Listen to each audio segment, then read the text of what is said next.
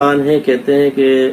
ان کو وظیفہ چاہیے تاکہ ان کا حافظہ جو ہے وہ مضبوط ہو جائے، اور کہتے ہیں کہ وہی بس انہوں نے کہا ہے کہ کوئی ایسا عمل مجھے بتا دیں کہ میں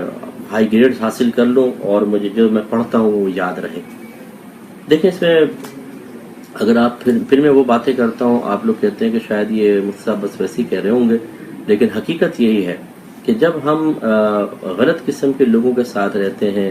شرعی تعلیم ہمارے ذہن میں نہیں ہوتی جس کے نور سے انسان کو بہت کچھ حاصل ہوتا ہے، تو پھر ایسے ہی ہوتا ہے۔ اب جیسے پڑھنے بیٹھ گئے، اب آوارہ دوستوں کے ساتھ ہیں، الٹی سیدھی حرکتیں کر رہے ہیں، تو یہ پھر شیطانی خیالات اور یہ فضول باتیں ہمیں پڑھنے کی طرف مکمل طور پہ متوجہ نہیں ہونے دیتی۔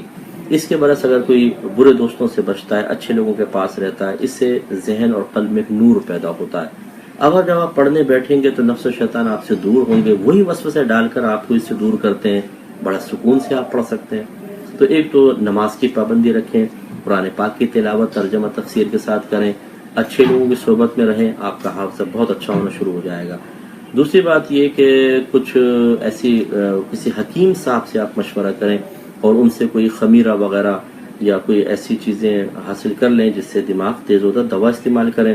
تیسرا وظیفہ میں آپ کو عرض کر دیتا ہوں کہ فجر کی نماز کے بعد 3 مرتبہ سورہ علم نشرح پڑھیں اور پانی پہ دم کر لیں، جیسے گلاس سامنے رکھ لیں، 3 دفعہ سورہ علم نشرح پڑھیں، اپنے اوپر پھونک مار لیں، پانی کے اوپر پھونک ماریں، اس کو دم کرنا کہتے ہیں، اور پھر وہ پانی پی لیں، تو انشاءاللہ اس سے بھی آپ کا حافظہ اچھا ہو جائے گا۔ لیکن ایک بات میں آپ کو مزید عرض کر دوں، بعض اوقات ہمارا حافظہ کمزور نہیں ہوتا، لیکن ہمیں چیزیں یاد کرنا نہیں آتی ہیں،